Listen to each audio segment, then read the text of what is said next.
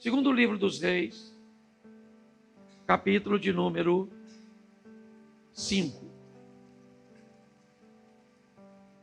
Quando iniciávamos essa igreja, tínhamos uma palavra, ou iniciamos com uma palavra de que iríamos ser reconhecidos como um ministério de cura. Como disse o pastor Sidney aqui em suas orações, muitas vezes ela vai acontecer de forma física, outras vezes emocionais e outras vezes espirituais. E hoje, desde o início, eu sinto que Deus está agindo nessa área para muitas pessoas.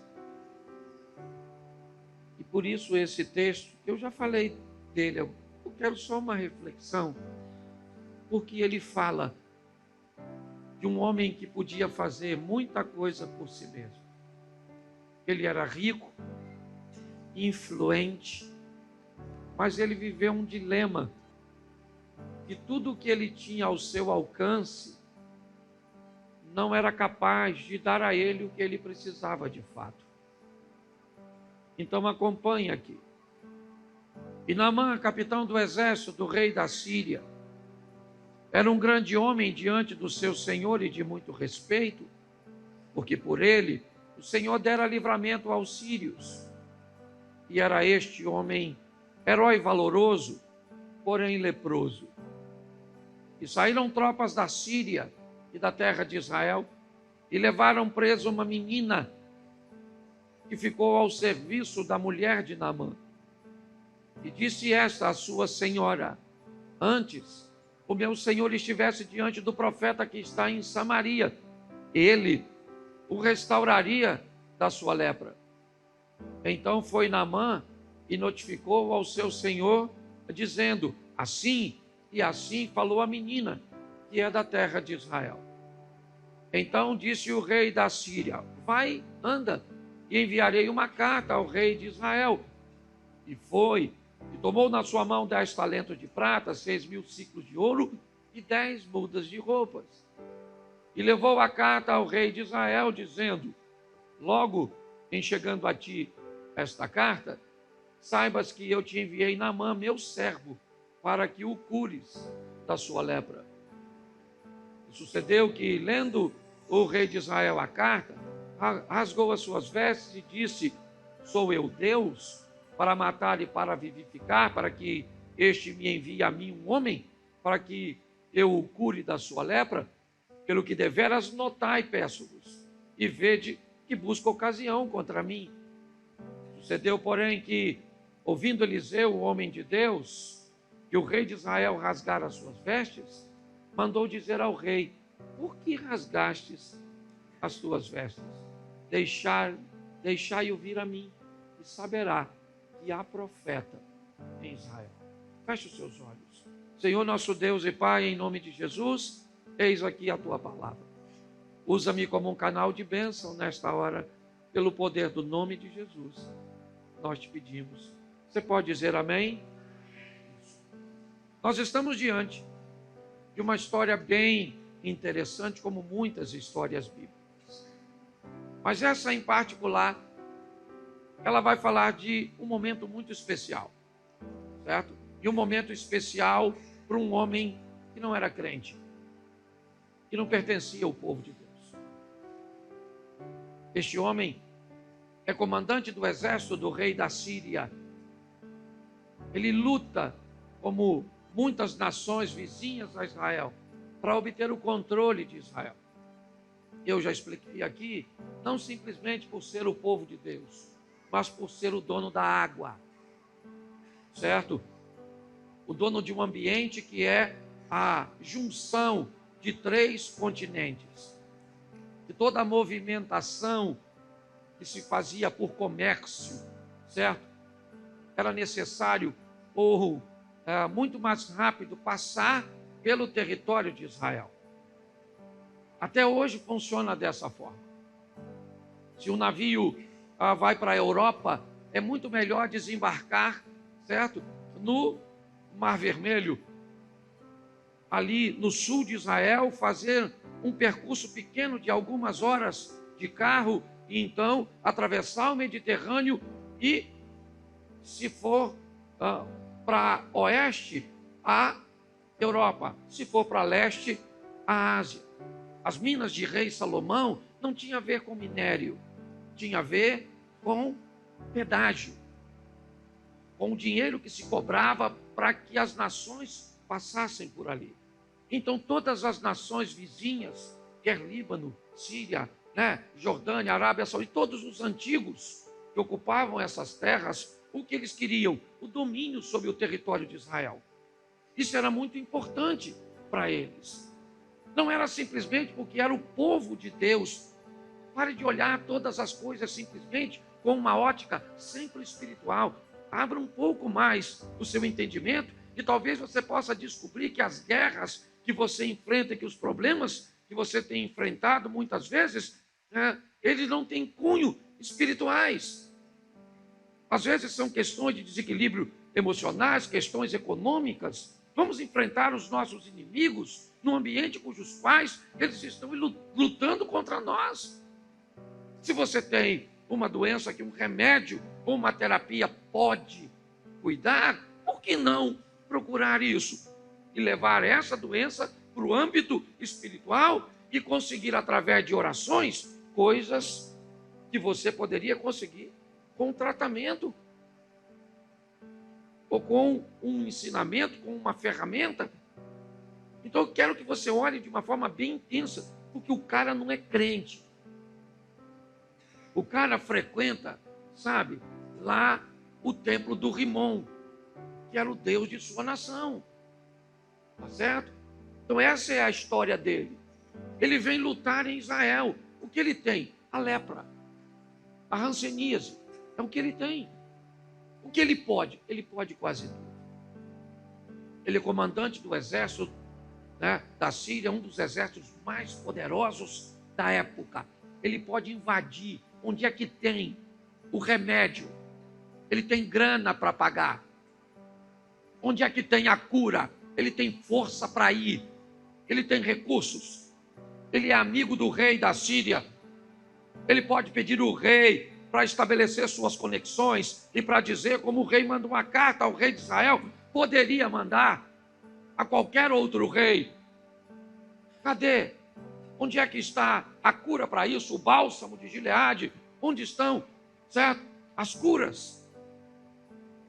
Ele pode fazer, mas só tem um problema. Não tem cura para ele em lugar nenhum. Nenhum de seus soldados, de suas estratégias de guerra, de seu material bélico, de sua grana, de sua influência, pode resolver seu problema. Então não adianta. Naamã é um cara respeitado, você viu na leitura, um herói de guerra conhecido nacionalmente e internacionalmente. Ele passava pelas ruas, as pessoas se curvavam diante dele porque sabiam que podiam dormir seguras, porque no comando do exército do rei da Síria estava ele, o poderoso Naamã.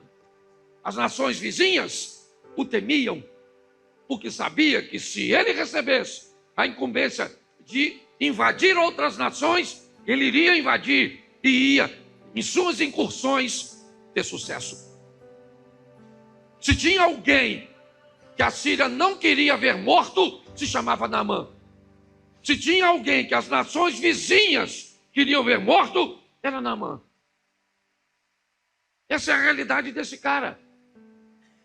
Mas o texto diz que o propósito, quem discute não sou eu. Se você concorda ou não, não vem ao caso. O texto diz que ele vai lutar contra Israel. E o texto também disse que ele era um homem de muito respeito, porque por ele, o Senhor, com letra maiúscula, está o texto, dera livramento aos filhos. Quando você vê Senhor na Bíblia, iniciando com letra minúscula, fala de homem. Se a palavra Senhor começa com letra maiúscula, está falando de Deus. Então o texto diz que o Senhor era com ele, mas ele era um Ciro.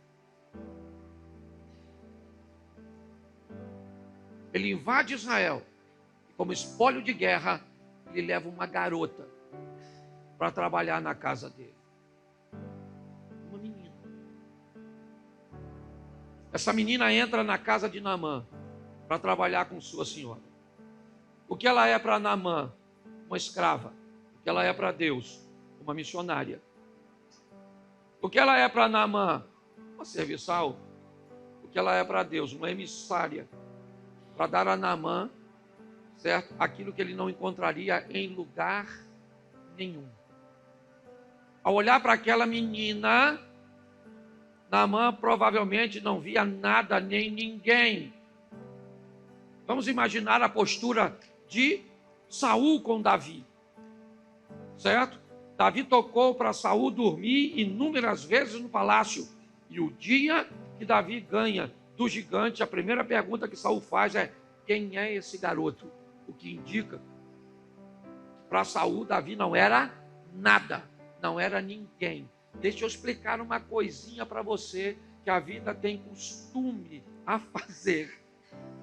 Fique atento às pessoas de menos expressões que passam na sua vida, porque essas pessoas de poucas expressões podem carregar consigo coisas extraordinárias que Deus quer fazer na sua vida. Pare de ficar valorizando pessoas pela roupa que chega, pelo carro que anda, pelo dinheiro que tem. Preste atenção nisso.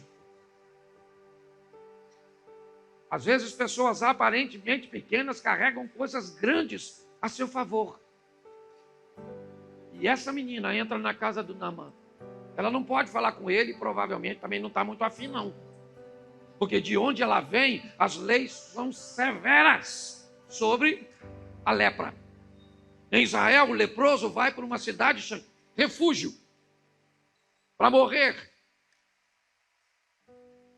Aquela menina está servindo um homem leproso.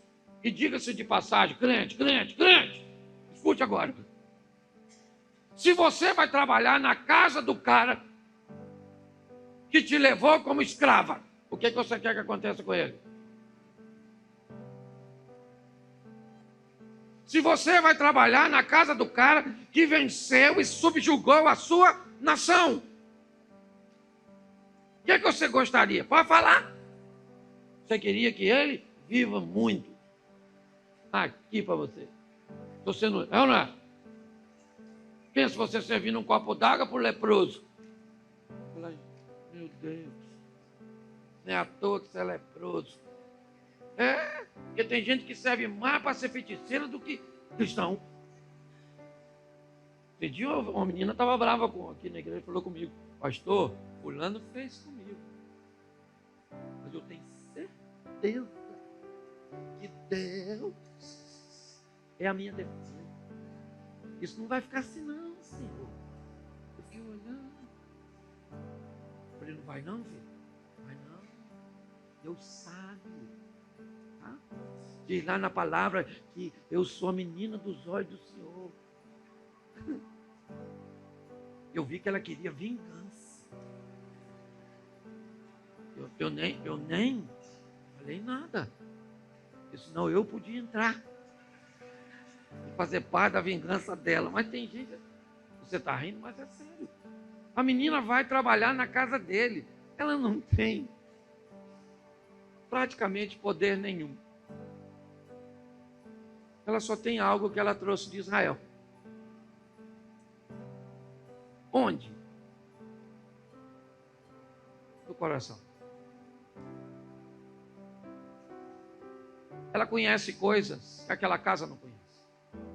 Ela sabe coisas que aquela casa não sabe. E aquela menina está interessada. Eu não sei se ela está mais interessada na cura de Naamã ou de não contrair a lepra. Só indo lá para o céu e perguntar a ela: alguém quer ir? Nós ora agora. E o Senhor te leva. Eu não sei. Eu só fico imaginando aquela menina conversando com a mulher do Naamã, que ela não tinha acesso a ele, então ela conversa com ele, com ela. Olha, minha senhora, vou falar uma coisa para a senhora: de onde eu venho, tem cura para esse negócio. Porque o Deus que eu sirvo pode curar tudo. Certo? O Deus que nós conhecemos pode fazer tudo aquilo que Ele quiser. Eu não sei quanto tempo durou.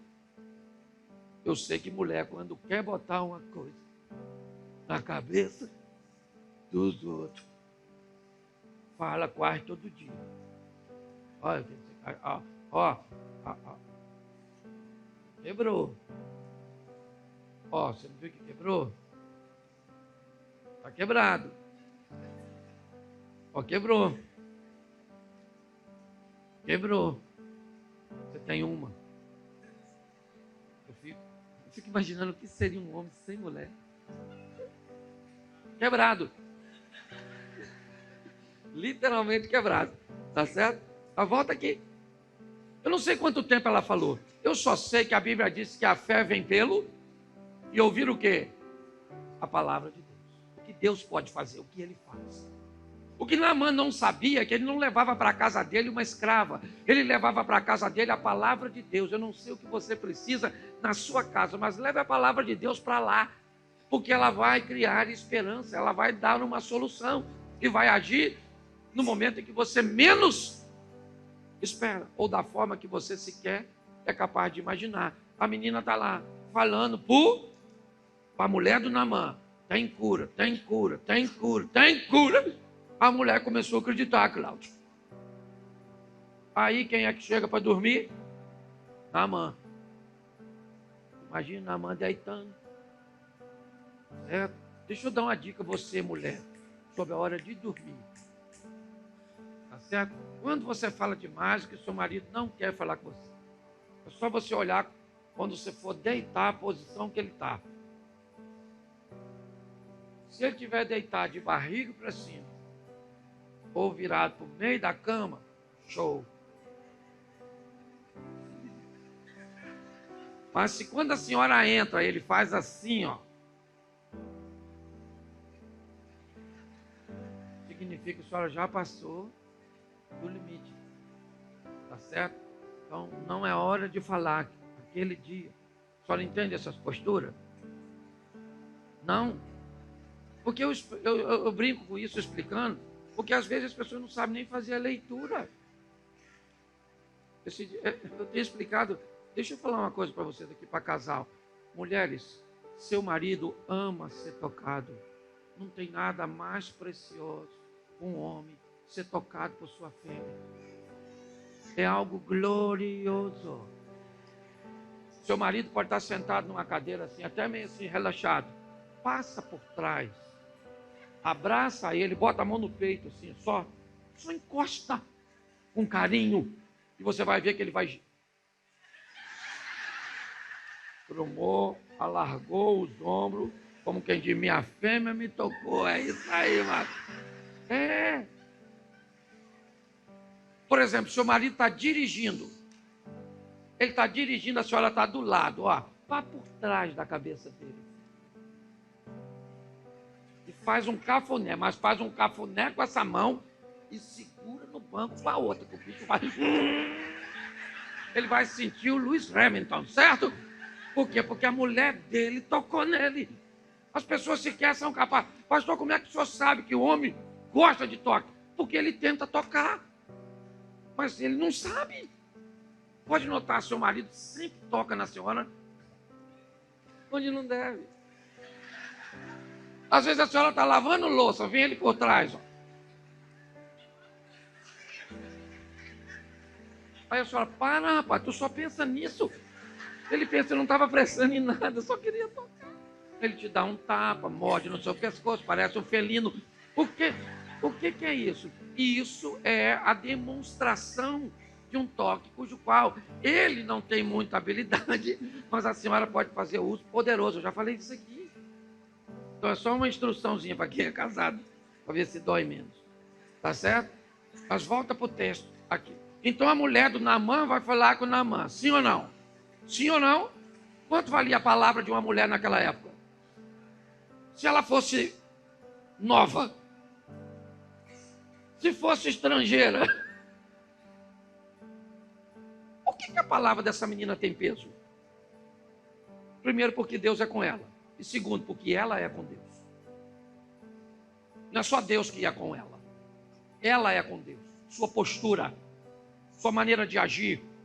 Pode ter certeza que essa menina está sendo observada para ver se o que ela diz tem conexão com o que ela faz, com o que ela vive. E aquela menina começa a falar algo absurdo, algo que não pode ser investigado. Não dá para pegar no telefone e ligar. Não dá. Não dá para ter uma informação se o que ela fala é verdade. De Damasco a Samaria, querido,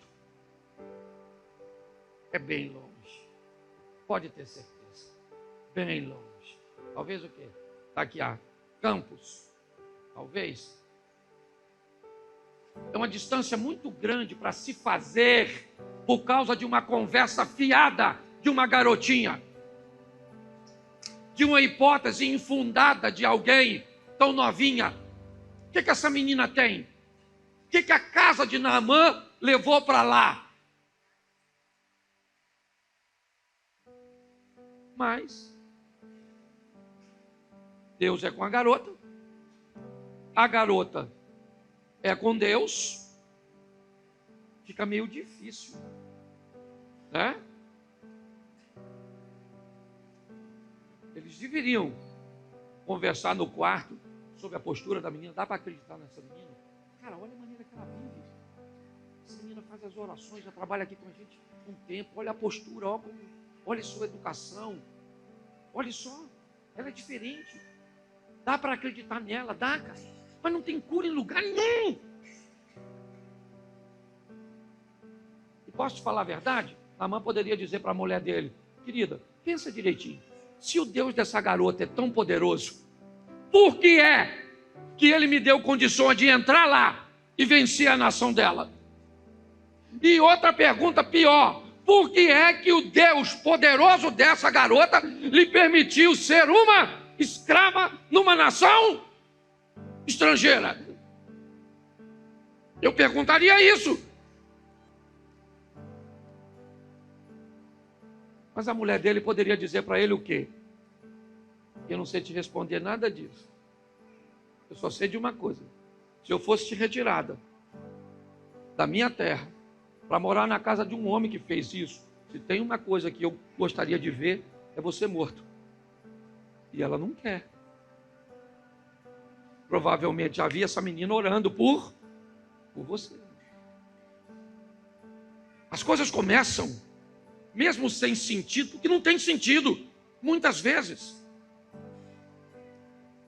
Tem sentido você perguntar por que você herdou tanta coisa para herdar de alguém? Você herdou essa doença? Tanta coisa para acontecer. Foi justamente seu marido que morreu, sua mãe, seu filho. Tem. Pare para pensar. Justamente você para ser traído. Seu filho para se envolver com esse tipo de coisa. Então, cuidado para não procurar respostas que não existem. A menina está lá e pronto. Por quê? Porque Deus resolveu colocar a menina lá. Se tinha alguém que deveria estar revoltada com Deus, esse alguém era a menina. E ela não está. Então, o Naamã vai no rei da Síria e diz: majestade, tem uma garota que trabalha lá em casa, que eu trouxe como espólio de guerra de Israel, e essa menina está dizendo que tem cura lá em Israel para minha doença.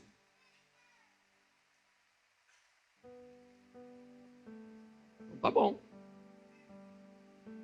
Vamos imaginar? Um camelo, um jumento, não sei no que eles viajaram, a pé. Quantos dias? Quanto ia custar essa viagem? Não era algo simples. Quanto tempo da mãe ia ficar fora? E outra coisa, quem ele vai levar com ele?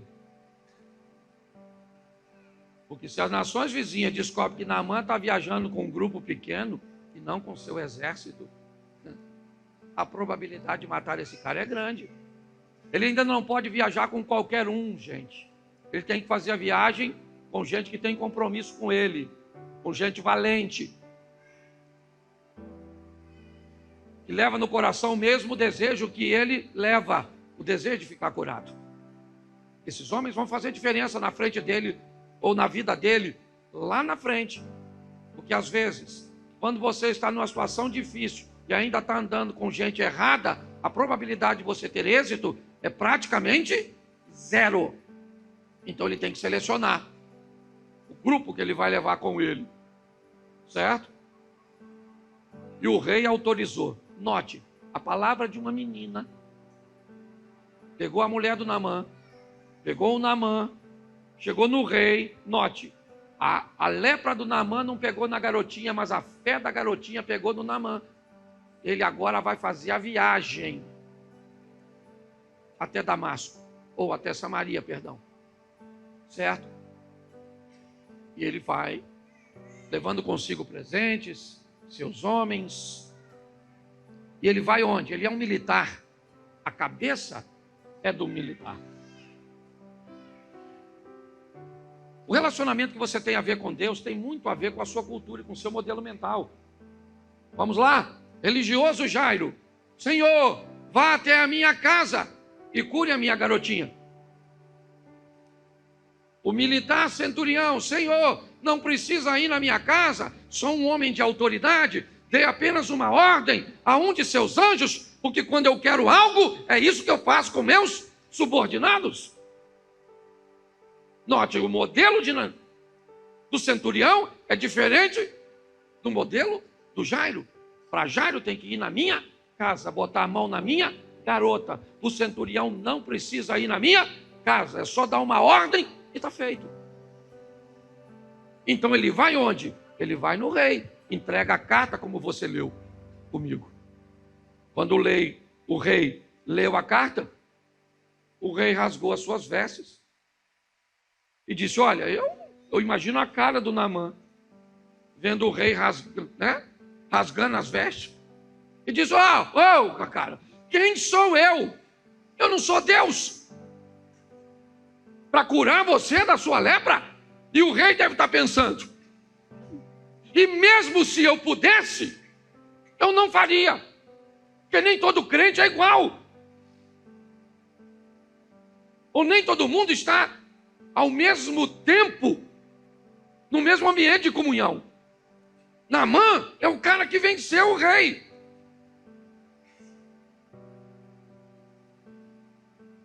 Quando Naamã vê isso, ele está decepcionado. Foi uma viagem feita à toa. Mas se você voltar depois na leitura e descobrir o que está escrito, a garota disse, a mulher do Naamã. Porque todas as vezes que a informação ela é passada, dificilmente ela chega de forma original. Deus chega para Adão e diz, Adão, come de todas as árvores, menos dessa. Não coma dessa árvore. Está certo ou está certo? Vamos lá. A serpente, Satanás, pergunta a Eva, como é que diz Deus? Disse Deus. Eva deveria dizer o quê? Não sei, ele não me falou nada. Quem me falou foi Adão. Adão me disse que eu não posso tocar, que eu não posso comer. Deus disse para não tocar? Deus disse para não? Então, quando o diabo conversa com Eva, ele não pergunta algo que ele não já saiba a resposta. Ele pergunta exatamente o que ele já sabe, porque o que ele está interessado é em descobrir o que você sabe sobre fé, o que você sabe sobre salvação, o que você sabe sobre obediência, o que você sabe sobre o Deus que você serve. E se ele descobrir uma falha nisso, é ali que ele vai atacar. É assim que aconteceu. A menina não disse para ele procurar o rei, disse, lá tem um profeta. Mas a mente dele Seu modelo mental diz: se alguém é poderoso naquela nação, esse alguém é o rei. Então eu vou falar com ele. O rei rasga as vestes.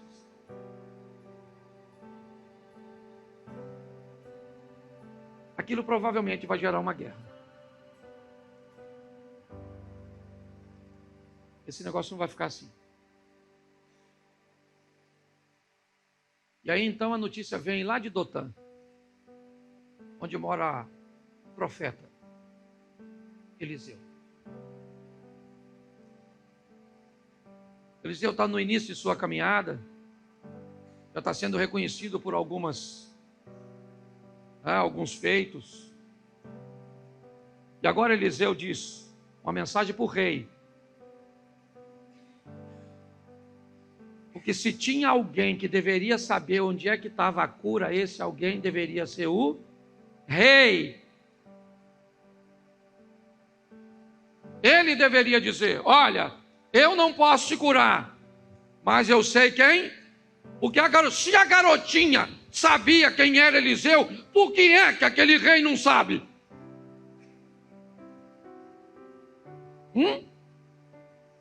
Porque todas as vezes que o profeta entrava na cidade, todo mundo tinha medo. E principalmente aqueles que andavam em desobediência. Então qual é o problema? O problema do rei com Eliseu é o mesmo de Acabe com Micaías. É o mesmo. Então Eliseu manda dizer para o rei: por que você rasgou suas vestes? Manda vir a mim o leproso, e todo Israel saberá que aqui ainda tem Deus. Pastor, o que você quer dizer com isso? Eu quero dizer, cuidado para não vir para a igreja para procurar quem a Bíblia nunca mandou que você procurasse, para acreditar em pessoas que você não deveria acreditar, para depositar sua confiança e entregar seu coração a pessoas que a Bíblia nunca mandou você entregar. Se você caminha conosco aqui, se você caminha em qualquer outro lugar, aprenda uma lição: não coloque seu coração na mão de homem nenhum. Seu coração tem que estar na mão do Senhor, porque Ele é o teu refúgio, a tua fortaleza, o teu socorro. Então qualquer pessoa mal intencionada que observe uma entrega desse tamanho, estabelece um ambiente abusivo extraordinário. Entendeu? Por isso que está assim de pastor abusador. Eu não estou falando de abuso sexual, não. Abuso de poder. Tentando mandar as pessoas, inibindo as pessoas de estabelecer seus raciocínios, questionamentos. Cuidado com isso. Lugares errados podem trazer problemas seríssimos. Eliseu disse: manda vir a mim. Manda. E saberá que ainda há profeta. Naamã virou as costas, deixou o rei pelado. Ele zerrou ela. Fui embora, cheio de esperança no coração. Agora sim, agora eu estou indo para o lugar certo. Vou me dar bem ou não vou? Sim ou não? Só que ele não conhece o protocolo. O protocolo de Naamã está na mente dele. Ele falou: eu vou para a casa do profeta. Agora sim, eu vou para a casa do profeta. Quem sou eu? Eu sou o Naamã. Sim ou não? Quando ele passa na rua, o que as pessoas fazem? Querido, deixa eu falar uma coisa para você. Não sei quanto dinheiro você tem, quanto poderoso você é. Você passou por aquela porta ali, ó. Tem ninguém maior que o outro. Alguns pastores até gostam de ser ungido do Senhor. Eu não estou muito afim, não. Eu sou pastor. Quer colocar, eu acho que até o texto nem está falando, mas deixa quieto. Passou daquela porta para dentro, se tu é rico, se tu é pobre, se tu é culto, se tu é indouto, você está entendendo? Se você é poderoso ou é um Zé Mané, daquela porta para dentro, tu é filho de Deus. E pronto. Eu estou cansado. Olha, gente, eu vou falar uma coisa para você. Aqui. Eu já vi tanta gente reclamar: ah, pastor, eu não gosto de pastor que trata os outros que têm dinheiro melhor do que quem não tem. Se você souber o sofrimento que eu tenho por tratar todo mundo igual, porque tem gente que acha que eu deveria dar privilégio. E eu não dou. Quem caminha comigo sabe. Eu não estou nem aí. Ó. Beijinho no ombro. E vida que segue. Eu, hein? Sirva um Deus que é dono do ouro e da prata. Certo? Agora volta aqui que eu tenho que terminar. Hoje estou falando muito. Falando demais não, muito. Então presta atenção. Não posso terminar essa história com um lamã leproso. Antes de acabar tem que curar o cara. Não. Senão fica difícil o negócio. Então presta atenção. Agora está lá o Naamã. E o Naamã falou: vou chegar lá. O profeta vai sair, vai falar. Dá um autógrafo, Naamã. Lepro, lepro, aqui é o lugar da cura da lepra. Isso. Vamos curar agora. Lá vai o Naamã. E pensa num cara difícil. Eliseu. Pensa num cara, rapaz. Até hoje eu não entendi como é que aquele garotinho morreu porque riu dele. Está na Bíblia, uns molequinhos perturbados. Devia ser pigmeu, não devia ser criança não é possível. Ser uns adultos pequenos, não é possível. Adriano, eu fico pensando, fico lendo na Bíblia e dá vontade de rir. Os meninos, eu acho que ele escorregou e os meninos zombaram dele. Ele era baixinho, calvo e gordinho. Os meninos riram, diz que parecia uma loba, lá um urso, sei lá que bicho era, que eu também não quero incriminar a pessoa errada. E comeu os garotos. E era muito garoto, hein? Eu acho que era uma creche que invadiu. Porque era. Eu ia até falar besteira. Eu tenho que me regular. Besteira que eu digo não é besteira, que eu ia usar um exemplo que não deveria. Tá certo? Mas olha só, Eliseu era difícil. Quando Naamã estacionou o camelão dele, aquele jumentão, camelo, sei lá o que era, 4 portas, ar-condicionado, aquela coisa fantástica, aquela comitiva, aquele carro, tudo oficial, brother. Eu sou Naamã, chegou! Eliseu falou para o garoto que trabalhava, aí chegou um cara aí na frente. Ó, pelos carros, importante, pois é, fala para ele ir tomar banho. Onde? Lá no Rio Jordão. Ele está botando ali? Lá, irmão. Está pregando comigo, irmão. É só uma pregação interativa, Por isso que eu estou vendo que o pessoal está olhando mais para lá do que para mim. Mas é isso mesmo, é a palavra de Deus, não sou eu não. E é bom que vocês vão conferindo. É que eu tenho uma tradução diferente. Certo? Aquela ali é Almeida corrigida, a minha Cláudio atrapalhada. Não é verdade? É isso. Certo? Vai, lava-te 7 vezes nu e a tua carne ficarás. Isso aí. O Rio Jordão, gente, em relação aos rios de Damasco, era o Tietê. O Naamã ficou. Então, olha só, olha o Naamã. Vou chegar lá, o profeta vai sair, falar comigo, orar a Deus, botar a mão, a lepra vai embora. Não aconteceu nada disso. Quando ele chegou lá, o cara não foi receber ele, mandou o secretário. Ele falou, vai. O chefe não falou que não vem receber o senhor, não. Ele falou para o senhor dar 7 mergulhaços no Jordão. Aí o texto, coloca aí, irmão, já que já está assim. Porém, Naamã muito se indignou e foi se dizendo, certo? Esse que eu dizia comigo, olha lá, dizia comigo, certamente ele sairá, possuirá em pé, invocará o nome do Senhor seu Deus, passará sua mão sobre o lugar e restaurará E não aconteceu nada disso, mandou tomar banho. Naamã falou, vou embora, vou arrebentar aquela garotinha quando eu chegar lá, tá perto dessa garotinha, fez eu fazer essa viagem toda, acreditei nela, essa palhaça dessa garotinha. Quando ele vai indo, quem é que aborda ele? Os caras que foram com ele. Falou, Naamã, poxa, cara, estamos juntos na parada, maluco.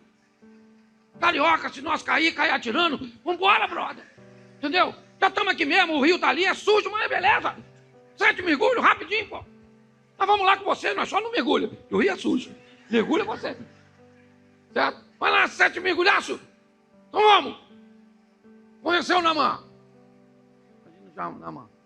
Eu fico... Tem uns caras na Bíblia que eu não sei como é que pode ser tão burro. Se é para ficar curado no terceiro, para que dar 7? Então eu imagino ele.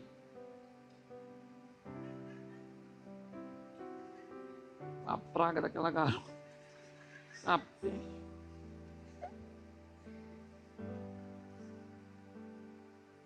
Melhorou um pouquinho. Vê aí se melhorou. Melhorou não, né? Peixe desse garoto pelado. Nossa, longe pra caramba.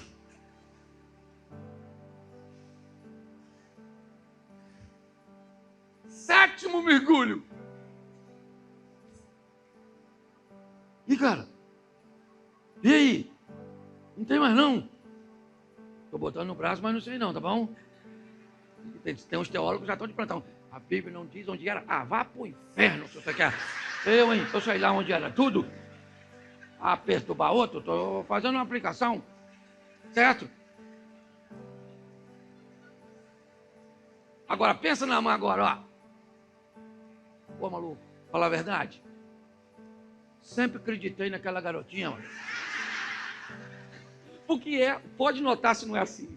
As pessoas que dizem que não ia dar certo, que as coisas não iam acontecer, quando acontece, eu sabia, tá? Que Deus era comigo. Então, né? O Naamã ficou doidinho. Voltou para casa do Eliseu correndo, cheio de presente, cheio de tudo. Agora Eliseu vai lá. Pois não? Aí, ó. Sumiu. Você não quer presente? Ele falou, não estou afim não. Eu trouxe isso para o senhor. Ele falou, mas não fui eu que te curei. O que Deus faz não está à venda. Até porque ele não faz para qualquer um. Se ele fizesse por dinheiro, teria que fazer para todo mundo. Era só estabelecer um preço. Ué, deixa eu te falar uma coisa. Quem trabalha para Deus por dinheiro, trabalha para Satanás por um salário maior. Entendeu? Naamã falou, vou falar uma coisa para o senhor. Deixa eu levar uma carga de terra aí. Olha como é que a mente do cara é tão... Eu queria levar uma carga de terra daqui de Israel. Porque eu vou lá para Damasco. E eu vou fazer um altar. Eu não vim aqui só para ficar curado da minha lepra, não. Eu vim aqui para conhecer um Deus que pode fazer o que minhas armas, meus homens, meu dinheiro, meu poder, minha conexão não pode. Vou falar uma coisa para você, eu não sei o que você precisa. Eu só sei de uma coisa, o Deus que está presente aqui pode fazer por você o que ninguém pode fazer. Isso não tem a ver com o dinheiro que você botou no altar. Não. Isso tem a ver com o seu coração, com o propósito que Deus tem para a sua vida. Eu não sei se Ele faria isso na vida de alguém. Não tem propósito nenhum.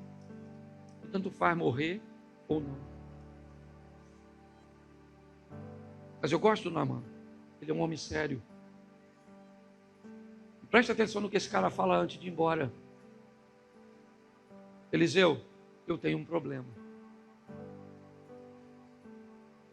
Eu sou segurança particular do meu rei. E aí, quando eu estou com ele, ele tem o dia da adoração ao Deus Rimon, que é o Deus da Síria. E ele, ao entrar no santuário, eu tenho que entrar com ele. E quando ele se curva, eu vou ter que me curvar com ele. Ele é o rei, eu sou um funcionário dele. Pô, para que esse cara está explicando isso? Eliseu vai ver isso? Se ele fica de joelho ou não, se ele entra ou não, Eliseu vai saber disso? Mas tem alguém que vai saber que ele entra e ajoelha. Quem é? E quem curou ele foi quem? E se ele deixa o dinheiro, estava pago, sim ou não? Mas ele não deixou. Então, ele explica a Eliseu o que vai acontecer.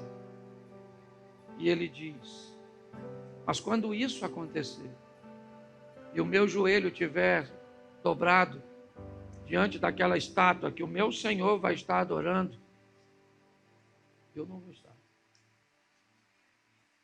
Quer comparar esse texto com Daniel? Fique à vontade. O joelho é o mesmo. Às vezes dá para ser feito de um jeito, outras vezes não. Mas é importante nós entendermos quem é o Deus que nós servimos.